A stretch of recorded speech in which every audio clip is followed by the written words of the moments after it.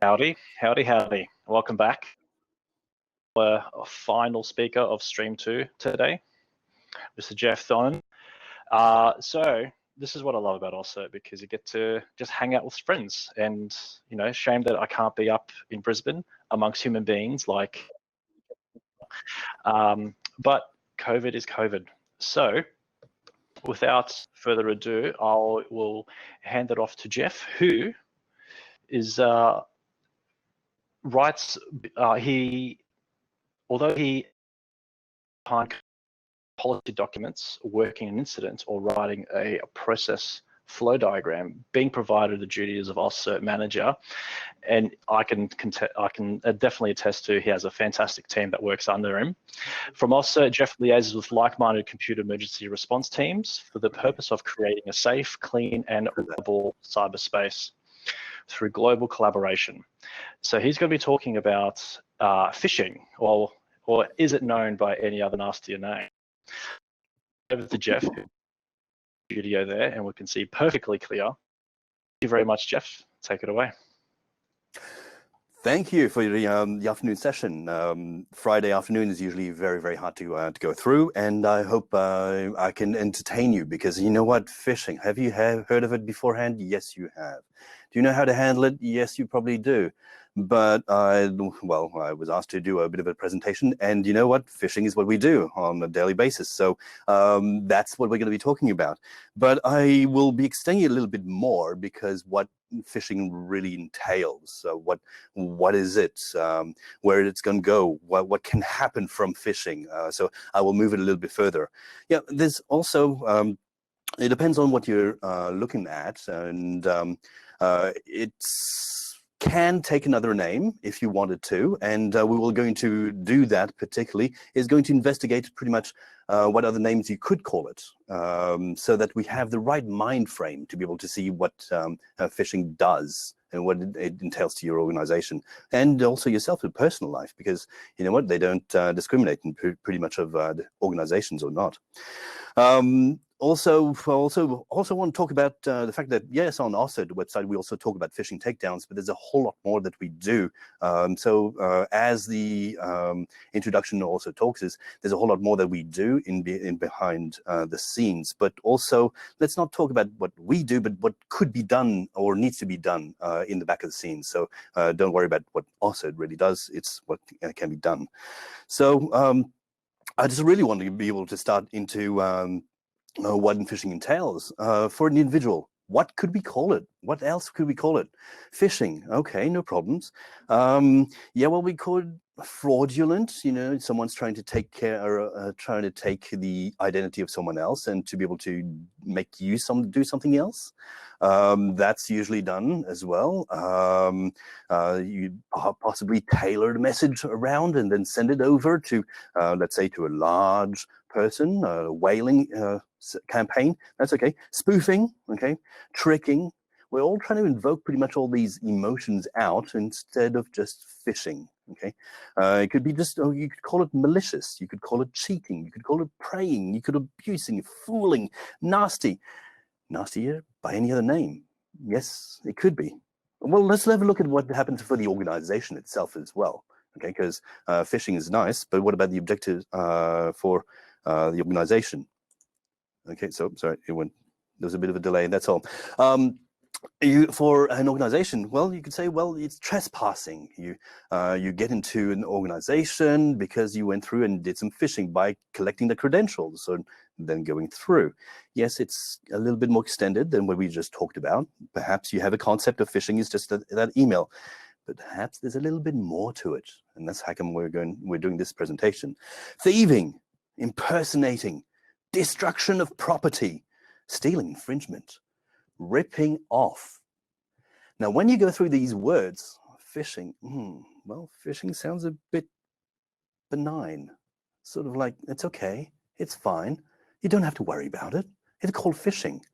Well, no, really, it's nasty. It's really nasty. We just try to trivialize it so we can do a conversation in front of the board or whoever we're going to talk to be able to sort of like calm them down. Hey, okay, we're taking care of phishing. But in the background, we're saying, we've lost our credentials. We got to take care of it. That would freak out people on the board. But if you say we're taking care of phishing and we're seeing who's going to be, who is going to interact with phishing, it's better than seeing which staff is going to actually send their username and password at the door. We try to trivialize it because we try to make a conversation out of it. Well, no, that's okay. We try to debase what phishing really is. When we try to make fun of it a little bit, we marginalize it as well. And also, you know what? We also use it as user training. And we provide a management report of seeing how many people would actually put in those things. We actively put and phish our own stuff. Mind you, there's also the caveat of you have to be able to be okay and not be in legal trouble, have to tell them that, hey, hang on, we're going to be phishing you, which sort of like defeats the purpose of what we're going to be doing, because the bad guys don't. They just go, okay, let's go, let's do it. We've got a whole stack of people, throw it out, and really attractive email too. So we actually use it for user training, which is kind of weird because, you know, what I would expect, I mean, these are my own thoughts and thoughts I'd like to be able to share, to be able to change ideas. It's not the thoughts of any organization or whatever, maybe it's just things I'm going to be sharing. So user training, perhaps that's not the only thing. Yeah, so throughout the slide, actually, perhaps that's a disclaimer I should put at the start, is what I'm going to be able to show you and or talk to you about is, and walk you through, is pretty much some thoughts and some ideas that you may want to integrate when you hear about phishing. So if a takeaway from this particular talk, you go, oh, when you hear phishing, you start going shivers down your spine, then I have succeeded. Because, well, we'll do an extrapolation, what if situation, and see how it would look like. So what really is it used for? It's to get to the organization and then to spread stuff through the organization and from the organization. Why? Because, hey, look, even if you are super tight, okay, sorry, the screen went a little bit weird. That's okay. Even if you are super protected, okay, and you've got whatever you need to protect yourself, and it's okay, you still are vulnerable for phishing from an organization that you know. You're going to whitelist it. If you stop it at that level, you're going to be able to have interactions with that organization, but they got phished, they got credentials, and then they're sending emails from their organization to you. Yeah, and if it's an in conversation, you're going to click it. It's to be able to spread coming through. So MITRE has got a bit of a section, and here are some good words. Recon, it's weaponized. Perhaps they're trying to figure out who else to hop from you. You're not the target. The next one is your supplier, your clients. And weaponize, deliver, exploit, control, execute. Well, we'll talk about that perhaps. Okay. So what's in a phish? Well, there's a lot of things, a lot of different types of phish, and it's hard to be able to just talk about it. Yes, we think about the phishing of credentials as the only time, but if you think about it, okay, no problems. I get a phish, I get an email, business email compromise. I get something to get credentials. It can be done by a URL or a militia that you send through. Or you can ask for an email and just ask for credentials that way. There's a different mode. So what we're going to be doing is going through different types of different modes, and where perhaps you can stop it. Okay. The first one, I call it nothing but mail. That's it. Okay. Just trying to send information to a person, just to get them to react at least. Perhaps to use it for other means. Hey, hang on, this person has responded, it's got an email trace, you put that email trace and then you send it to someone else. Even the most mundane piece of information can be used for further attacks. So that's it. Or it could be just transfer some money. I mean, because there's a prince that needs to be helped out and he has to move a lot of gold. But hey, anyway, doesn't matter. So how do we stop it? Well, there's a few things that we can do. And it really depends on a whole lot of goodwill and whether it breaks the terms of service of the people taking care of the domain registrar. Well, have a look at that and say, look, well, this domain is up. It doesn't perhaps have a website particularly. It just sends strange emails that looks like and the domain looks like the real organization trying to be fraudulent and try to get that person to react at least. Mail server, finally, and because of the host. Having a look at the actual content itself. Why? Because it's useful. Share that information around. This is the pattern that they're using. And perhaps if you share it to the right people who understand what to do with it, they go, okay, fair enough. I can filter all the emails that come through that look like this. I saw it on the internet. Well, if it's on the internet, it should be true, right? Okay, so anyway, mail server, you've got domain registrar, you've got a website host, but what's different about this is that there's actually an interaction, okay? So it's not just sending back an email. The person who's in it gets to interact with perhaps a PHISH page, that's good, or there is a link to a file host that downloads it.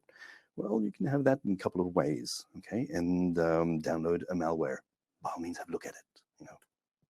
You can do the domain registrar, the website host, mail server, and file host. How you can do it? Well, you just send an email and you say, hey, please, this is kind of weird. Please take it down. And you always have to lean on the fact that it is a term of service that they have, because you know what, it could not, perhaps it's not in Australia. Generally, it's not, okay, especially if trying to be stealthy. They actually are cross-jurisdiction. By the time you get officers and authorities on it, you know what, they've already done their deed and they're walking out with a big grin. So what you need to do is you need to be able to react really, really fast and be able to ask them to take down. And generally what you do is you start asking nicely and then persuading, and you could go through the people who host and then the cert of the country that people host, and then do it over again, because perhaps on the first email they haven't got the idea that you should take it down. So there is a whole lot of persistence as well that we need to be able to do to be able to bring these infrastructure down. Okay, and that's what we were trying to do. So I saw it on the internet. The next type is Christmas comes early. Well, guess what? Well, you get that phishing email. It's got a malware attached. Okay, no problems. It gets installed into your there because you've enabled macro. And then it talks to a file host and then installs more bugs. Oh my goodness gracious me. And then that's it. It talks to a C2 server, a command control server. And your organization becomes a platform.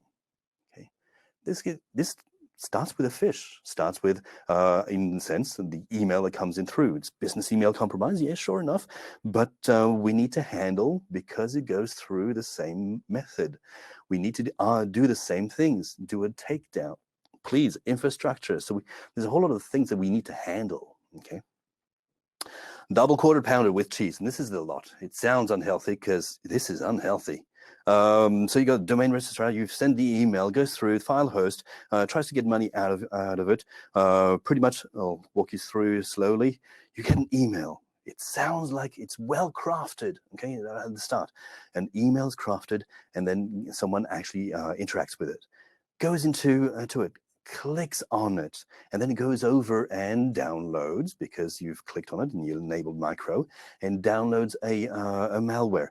So you've got the file host taking care of or the website host, and then it goes back to a C2 server and say, look, what do you want me to do? Well, it's okay, no problems. Don't do anything at this moment in time. Sit for a while, and then download another file. Okay, because perhaps people try to analyze it and they sit there for quite a long time before they show you what they really do. And then it comes back and then sits on your computer until you try to do some interactions with a bank, and then it takes the details. Well, perhaps there is a particular thing that does that. Yep, Emotet. So this is exactly what we're talking about, the double quarter pounder with cheeseburger, and you have the delivery. And I want you to concentrate pretty much on the items as well. Okay, there's delivery, bulk spam, and targeted email. How did they get the email addresses? Well, you say it's a given, Geoff. It's a given, Geoff. But I want you to think about it a little bit later on. We're going to expand on it, especially with targeted emails in conversation and users leaked attachments. It's trying to make and craft that that email in a certain way that you open that attachment or are able to interact with it. Okay, Emotet sends to computer to a different URL, does exactly what I would talk to you about. I've put in pretty much the containers that it tries to use, okay, whether it is a doc, an Excel, PDF, or just an embedded URL, just to get you to make sure you drops the Emotet malware, which is just a stepping stone to be able to then download a friend as such. It tries to do brute forcing left, right, and center, then tries to, there's another one that the TrakeBot, let's say, communicates with C2 server, and it sits there and says, well, how else can we make money? Ransomware. Downloads, execute, and starts again. Okay. The simple fact is, and like I've put it at the bottom, attachment-based mail is always going to work. Perhaps that's why we use as a gauge to see whether users are going to be interacting with it, because they're always going to work. There's always going to be a report saying, yes, people have clicked on it. Yes, people will, because it'll happen over and again, especially when the email is well crafted. Okay, so it's pretty harsh. Now, the way we deal with it is trying to figure out a model out of it. Okay, what we've talked about, the double quarter pounder with cheese, is the fact that you know, there's an interaction between email, malware, and URL. Call it an EMU model, perhaps. Okay, and there is a model that we do use to be able to get our heads around it until we finished and got all the indication of compromises, at least the ones we want to continue on. But we, as also, we need to track them, or whoever's going to take care of them needs to track them. This is a bit of a task, and it has come to sometimes a frustration of going like, we have a tool, it doesn't do exactly what we want to, so one of our analysts has gone, no, I'm going to be a hero with this, and code it. That's it. So one of the staff, again, I don't want to go into details unless I come up with page details ... because this person may want to do some presentation next year, which is pretty close in May, about this particular tool. I don't know, but I don't want to put him on the spot. But what I really want to talk about is the fact that we need to track it and see whether the request that we made was working or not, and see if we have to resend another one. And here's the track of one of them that we've looked at, okay? Basically, kind of, it's there, it's kind of flickering a little bit, it's there, it flickers a little bit, again, with a 200, and then finally, it's down, okay? So we've got to bring it down as far as one particular request may not work all that well, okay? But this person who made this for us is okay. Perhaps it's a pretty big word right now. It's a hero, but really found a thing to do and put head down and know what we have as a tool beforehand is not good enough. We need to be able to put it, and starts making their own tool. Okay, think of it about let's say Batman making another tool for himself, another trick that he's got, another harpoon. Okay, and going like, that's it, and that's it. I want to be able to take care of this particular incident faster, better, easier, track it, so that we can do more with it, and then we can provide more information back about how fast these particular ISPs perhaps are reacting. But you know, I see heroes, and they're everywhere. It doesn't have to be just our staff. There's a whole lot of stuff happening. Let's go back to the Emotet one. Okay, the Emotet, well, okay, fair enough. It's got different items and different interactions. I called it pretty much the double quarter pounder with cheese. It's the big one, okay? And so sophisticated that perhaps a whole lot of people went, uh-oh, we got to step up. We got to be the heroes. And we got to spend a bit of time together to be able to tell the community, hey, hang on, there's an issue. And they do. It's for Emotet, I mean, that's the one to look at this moment in time. It could change. It doesn't matter. I mean, heroes do get tired and move on to other things. Perhaps they get interested with other things. But again, there's a whole group of people who came together and went, nah, we got to stand up. We've got a mission to take. We've got a task to take on to protect who we think needs to be protected. And so they've post on as often as they can to be able to say, look, hang on, this is the indication of compromises that you're looking for. This is where you want to stop. This is when you look at the network and you got a phishing email that goes through. If there's network interaction and you see this particular website, clock it. And they're trying to keep as fast as possible because they're on a race. They realize they definitely are on a race. There's leagues of extraordinary cybersecurity personnel, okay? Whole groups of people who are leagues of themselves. Look, this is just two of them who go on, who go, okay, fair enough, we need to protect the medical industry, okay? So then that's it, CDI League. You've also got another group who are, again, a non-profit organization registered as an Australian charity, okay, who are taking on that task of restoring the IDs of people, of helping out. Okay, so there again, there's a mission. We need to do it. There's no one else who's doing it. We've got to take it on our own task. There's something happening bad in this society. We need to be able to help it. That's the hero mentality. Okay. PHISH. So what? Well, so let's learn from the educators. Let's have a look at what they've pretty much experienced as well. Okay.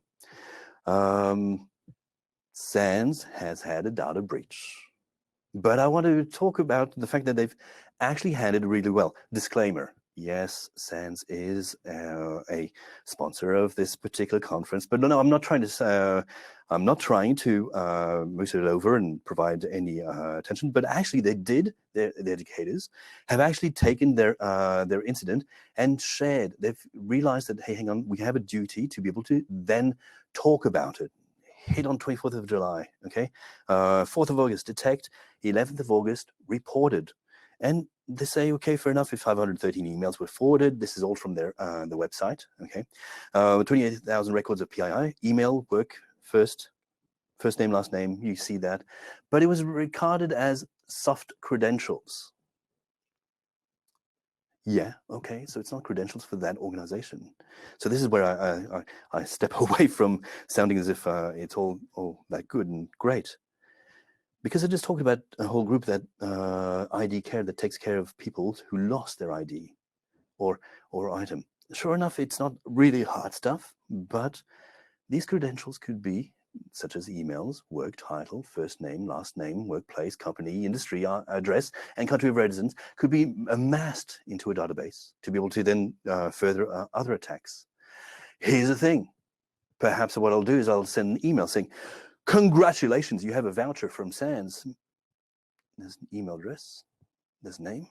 They are part of SANS, and I could possibly get that emotion of, yes, click action. Or please enable macro so that you can view this particular offer. Ouch. Now, I won't say it is from SANS, I'm saying it's from the attacker, but they use that particular information to go through. And what they've done for SANS is the right thing. Hey, be honest, be upfront, tell everybody as you can, pass the indication of compromise as soon as possible so that everybody understands what's happening. So, yes, if you do get a SANS offer, double check. Okay. So crafting an email, how do you do that? Well, I gave it a bit of an idea. You try to get the person excited, but how do you go about crafting an email that is going to be successful? Okay, well, you invoke an emotion. That's it. You attack the layer rate. Yeah, okay, there's only 7 in the OSI model. Yes, but that's it. People is the next one. You're going to have technical controls as well as you want. You've got DKIM. You can have different DMARC, whatever you want to go.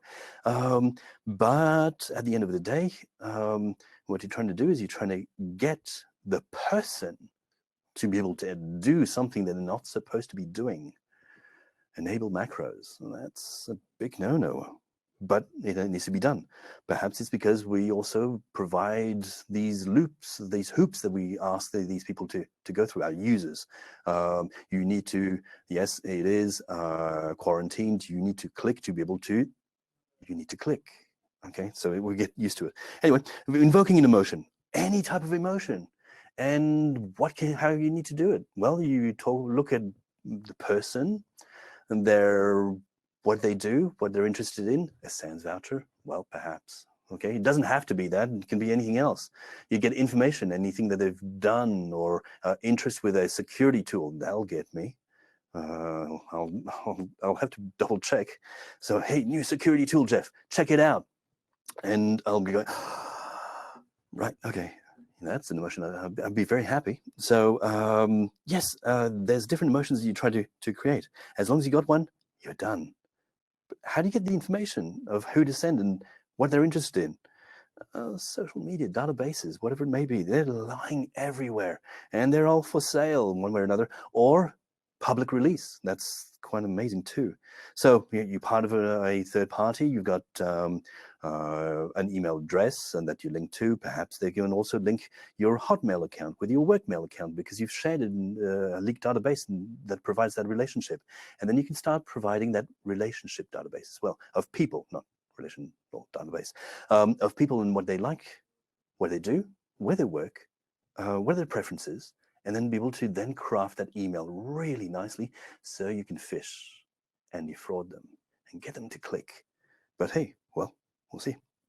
So I was trying to figure out what would be a really good email to do, and I thought, well, thank you, social media, you did it for me. The gods have done it for me. And I thought, well, hang on, perhaps this will get people to click on it. DC Marvel's a Marvel. Now, I'm not going to go any further than that, apart from click here, and then the person will be interested to have a look at. So what can we do? Well, there's a few things we can do about it. Sure, you can do phishing takedowns. You can also do whack-a-mole. That's also a thing. But it comes to the person. It comes to the layer 8. Okay, so we can do, I suppose, some awareness campaign. Something I'd like to push people towards through instead of try to see if they're going to click. Because you know what? 9%, 8%, ballpark figure, they're going to click. So anyway, just to make sure that it is that, what you can do is just put that money into better monitoring and seeing how it is. So the idea is to see whether it's an email, a bug URL, a phishing site, see a master database and do a report on a monthly basis. Do that report and send it over to the security person who then makes that report and goes to the manager, and then to gently push the staff and say, look, hey, hang on, this is really important.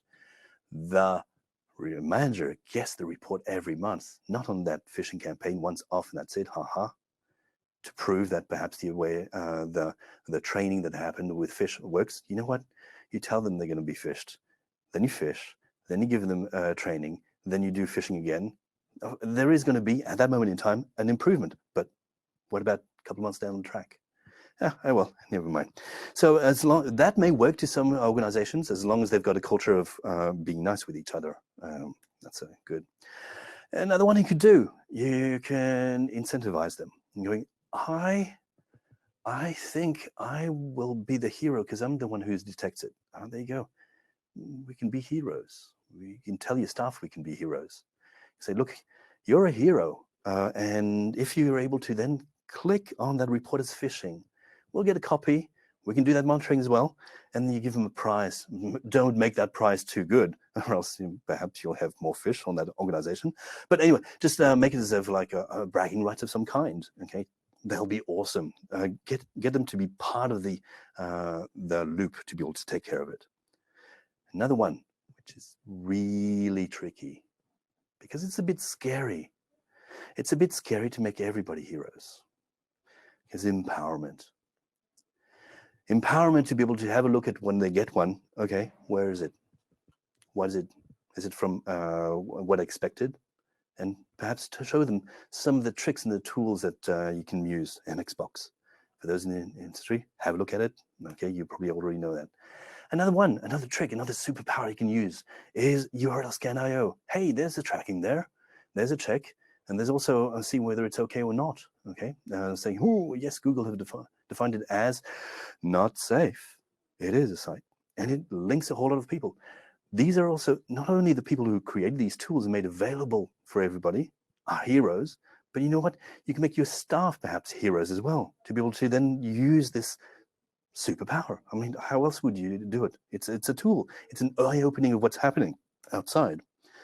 VirusTotal, everybody's going in the industry who's ever used VirusTotal going, yeah. Yes, why not? How about you have your users become and have that superpower to understand that this is really dangerous, okay? The sample is not, but anyway, that's okay. It was something else that was false positive. That's okay. Well, and this one also as well. There's a CERT out there who decided to be able to, okay, we want to collect information of WhatsApp. We're opening it up. We're spending a bit of time, and you can cuckoo. And there's a whole lot of different superpowers you can have, and to make your users heroes. Okay, you can choose the superpower that you want them to have. Okay, pick one. Pick them all. Okay, of course I haven't got all of them here, but you've got different ones. You can have the person in there who has the intel, the one that they can be able to outreach, the one that can stretch themselves really well. Okay, you get what I'm meaning. All these are different superpowers you can provide. It's a bit of a mix because, you know what, policy, I understand. Perhaps you don't want your users to spend a lot of time on doing the phishing, but perhaps that's something that you need to think about. Make them superheroes. It's a bit of a tell-all. You know, so let's creatively extrapolate. Okay. Now, how do we be able to? What happens in the future? Again, this is an extrapolation. This is base ideas, what we talked about. Okay, we're going to build it up about the fact that there is a possibility of making relations of different organizations, and then we're going to bring it over. And then we talked about leakage of databases, and we're able to get craft that email really well. Phishing. So I'm still on about phishing to be able to get that click. So increase the database that you've got. Well, there's lots of databases you can have. This one's still available, you know. It's still the whole stack of them, you know. There's databases you can start from a base from 2017 stuff. Okay, there's anti-collection that you can have. Not that I'm telling you that you should do this. I'm just saying that it's out there, and don't be surprised of the extrapolation we're going to be doing. Okay, there's different types of things that you've got. You've got increased databases. You've got different things that are coming online all the time. Corporate leaks of individuals. In those files, perhaps there's hr.zip, hr1.zip, hr2.zip, people, organization, what they do. Perhaps there's email traces. Oh, that's nice, that's great. So I can do in-person conversation. That is a gold mine, even if it's soft ID, it's a gold mine. And you know what? Maze, they're in the business. They're in the business of saying like, hey, hang on, all the way down to the ransomware. Give us some money or we will release your information. And here's the hard part to think about. What do you do? Do you pay or do you not pay? Here's the thing. Here's the tree diagram. You get done because of phishing, ransomware. It gets all through here. And what you need to do is you need to either choose to pay, which is highly recommended not to. But there's the other thing. If you don't pay, they release the data. For a certain organization, which is in logistics, this is the 5th set that has been released on 13th of September. Okay, so what they do is they release the information, and then guess what? You can then start it's available publicly, and people start getting information, crafting emails, and making those emails more believable for that click. It's a lose-lose situation, isn't it? Unless we band together and try to be heroes as well. Okay, only related in thought. Okay, the 2 particular pieces of information I provide. Okay, IDB. Okay, and the fact that there's another organization that we seem to have forgotten scraped only one particular social media item.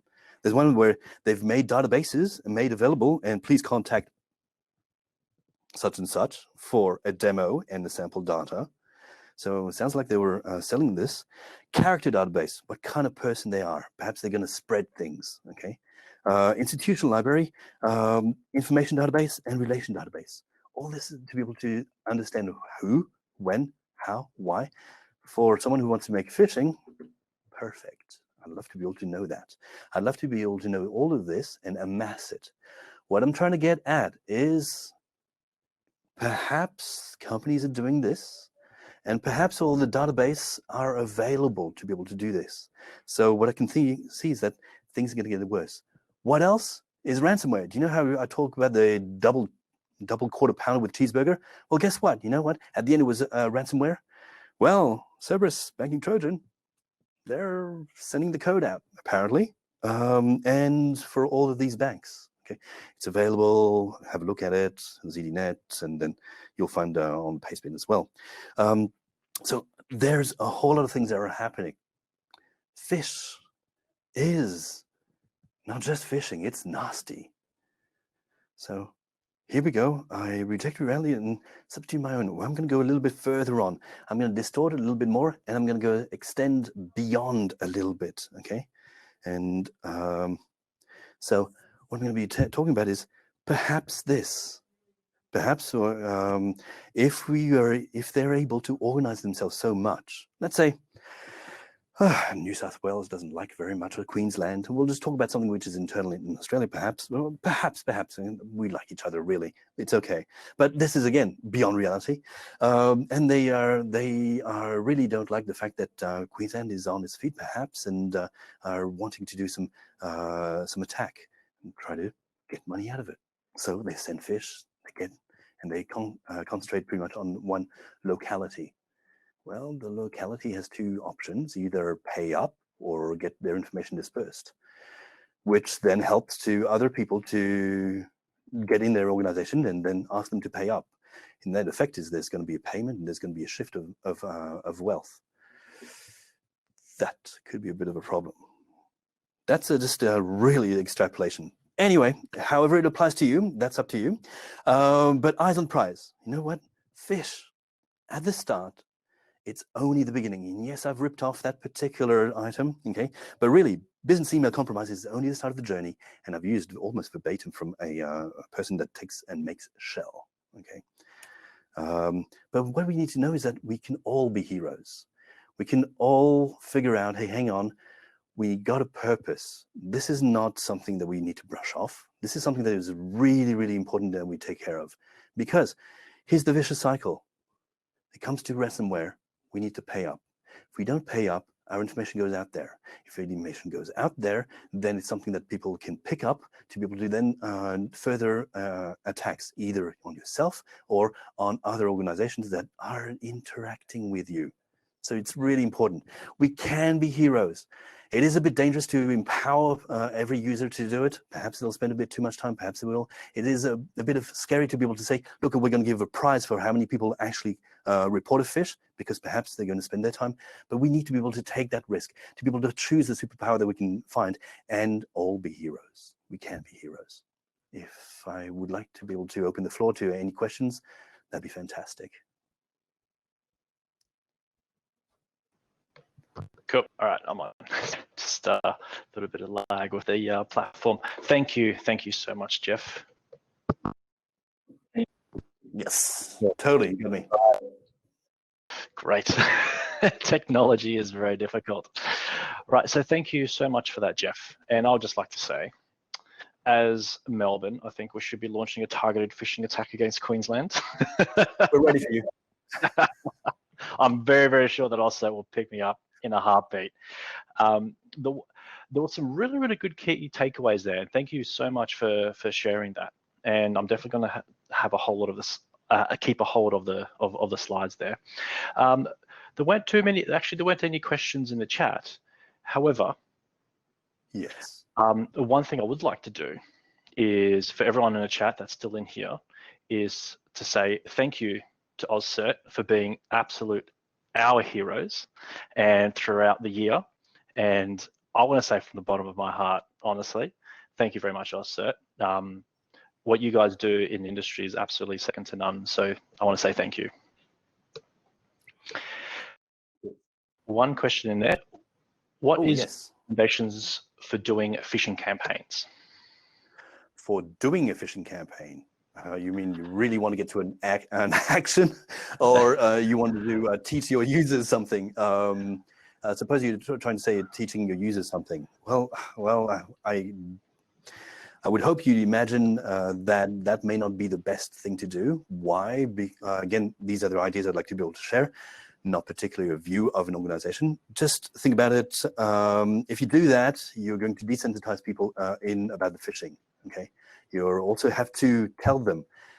So what is my recommendation is, you spend more time on the monitoring, you spend more time and your resources on that, and provide a monthly report, because people have leaky memories about whether there's a policy, whether there's the user awareness. You need to be able to be there. So if you want a campaign, make the campaign of reporting all the time about what's happening in the organization, where you've stopped it, makes the IT look good.